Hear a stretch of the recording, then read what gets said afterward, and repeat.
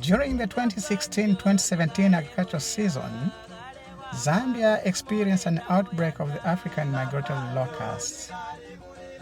The African migratory locust invaded 20,000 hectares of land in Kafue floods.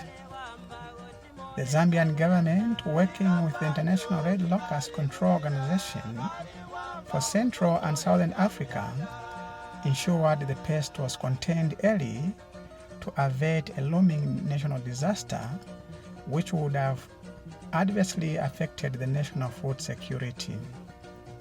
On 22nd April 2020, Zambia reported the first African migratory locust in Kazungula district of Southern Province. A large swarm was observed near Smalaha Plains of the Zambezi Plains bordering Namibia. A swarm was seen crossing the Livingstone-Sesheke Road from the Zambezi River to the upland parts of the plain. The locusts, which have been breeding in the plains since March 2020, had covered more than 25,000 hectares on both sides of Sesheke and Livingstone Road by May 2020. Immediately, the Ministry of Agriculture and the International Red Locust Control Organization for Central and Southern Africa carried out ground and aerial surveys in Kazungula district and confirmed the outbreak of African migratory locust. A total of 22,000 hectares in Smalaha, Kasaya, and Subilo plains along the Zambezi River were surveyed during this exercise, and the pest was contained. This action prevented the rapid spread of the locusts. Recently, the Ministry of Agriculture, in partnership with the Food and Agriculture Organization, instructed agricultural officers in hotspot districts affected by the African migratory locusts to seriously undertake early warning systems on the deadly pest during the 2021-2022 season. National Coordinator for the Southern Africa Emergency Locust Preparedness Project, Morton Manza, instructed Ministry of Agriculture staff following an outbreak of African migratory locusts in one of the neighboring countries with Zambia. We don't want to be caught the way we were caught last season. This time we want to be more alert in terms of early warning. Report from Namibia, where a number of hoppers have hatched already after some rainfall. And presenting a paper on African migratory locusts outbreak overview, Mr. Manza explains the action taken by government, the FAO of the United Nations, and other collaborating partners in fighting the pest.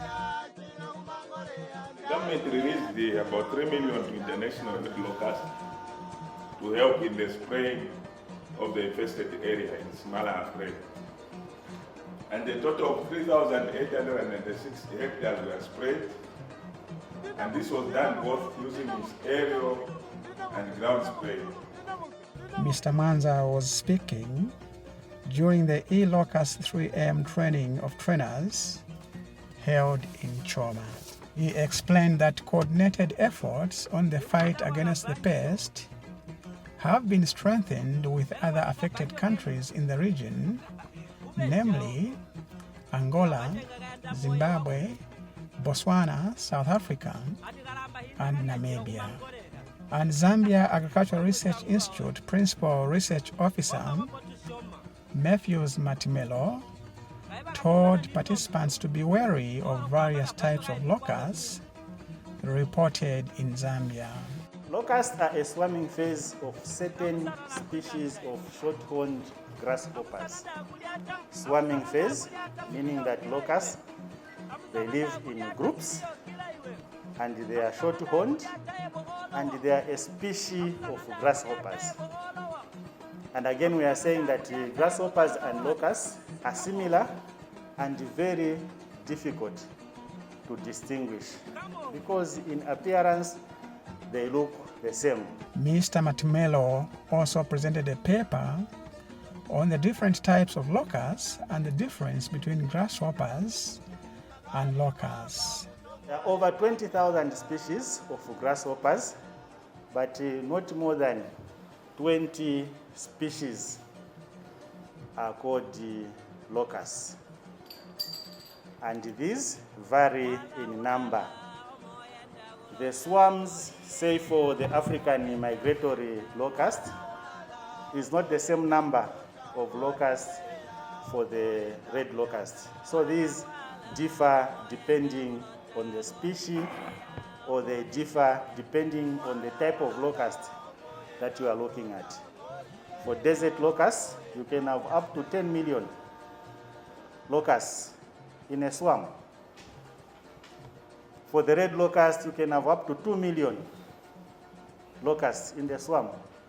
For the African migratory, you can have up to 5 million. So the number differs depending on the species that you are looking at. Zambia Agricultural Research Institute, ZARI, Senior Agricultural Research Officer, Vincent Simwinga presented a paper on African migratory locusts biology and ecology. Mr. Simwinga explained on the taxonomy, classification, life cycle, and ecology of the African migratory locusts. This will produce what we call pods. So these are egg pods. So in this egg pod, it's like a sack, a small sack, which contains 70 to 80 eggs, depending on the diet that the insect has been feeding on. African migratory locust goes into 3 stages. Country management consultant with the Food and Agriculture Organization, Mukaba, called on all staff in the affected districts in Central, Southern and Western provinces to familiarize themselves with the E-LOCUST 3M application to be used as a reporting tool for locust presence in affected areas. Without the E-LOCUST, then we are in trouble. It means we will not achieve our goal to be an efficient locust management team in the country. Mr. Mkaba said the Ministry of Agriculture, in collaboration with the Food and Agriculture Organization, are committed to eradicating the pest in the 17 hotspot districts in the country before it spreads to other areas.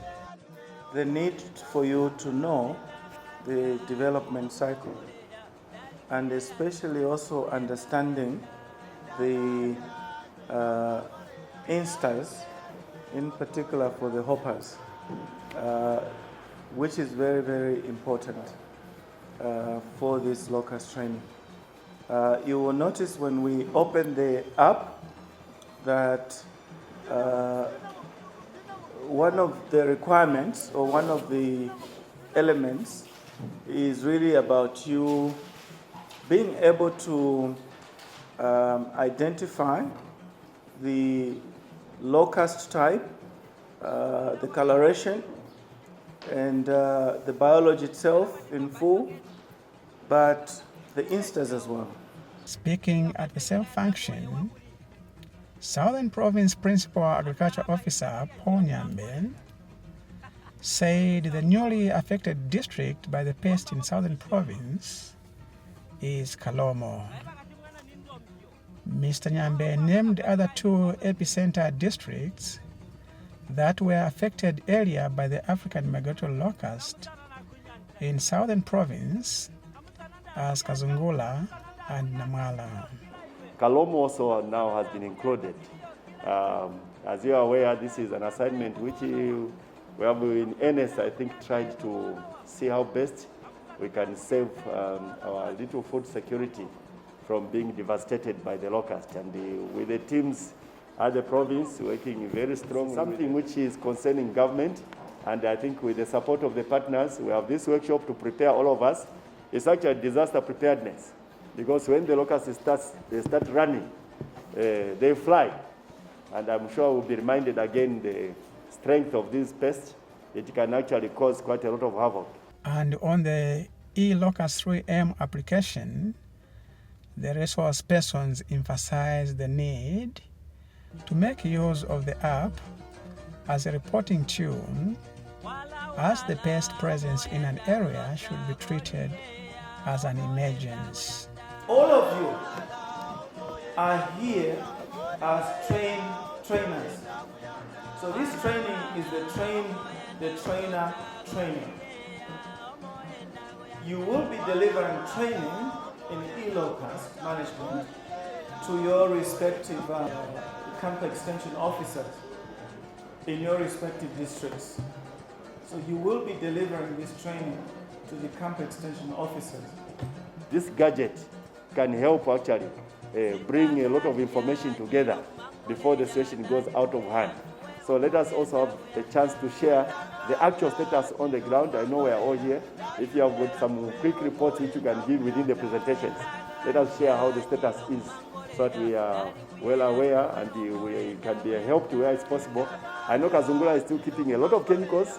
We are praying and hoping that they are still very safe and not yet expired, so that in the event that the pest becomes a nuisance, we have somewhere to start from. Also the camp extension officers to train the community members, and we are hopeful that we might come up with a system on how we can select the community members who we can support with some tablets to help you collect data using the E-LOCUST 3M. Maybe we'll look at the areas which are seriously affected, the camps which are seriously affected with locusts in a district, and then pick out some community members to help in that area.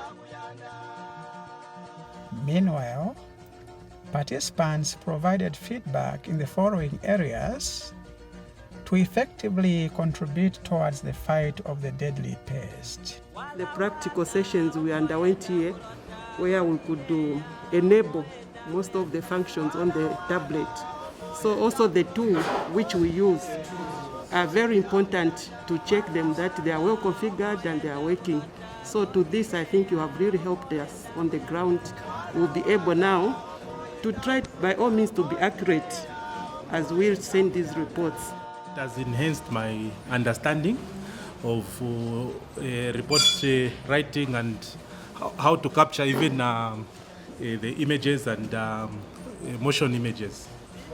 Yes, and the other thing is also the information in terms of the attributes and the map. It's very interesting. So it's easy actually. You can even query just by going on zoom in, then it takes you. So it's a very good experience. Government, the Food and Agriculture Organization, International Red Locust Control Organization for Central and Southern Africa, and other collaborating partners need to be commended for joint collaborative efforts in providing chemicals, motorized ground sprayers, and resources to control and contain the ravaging pest.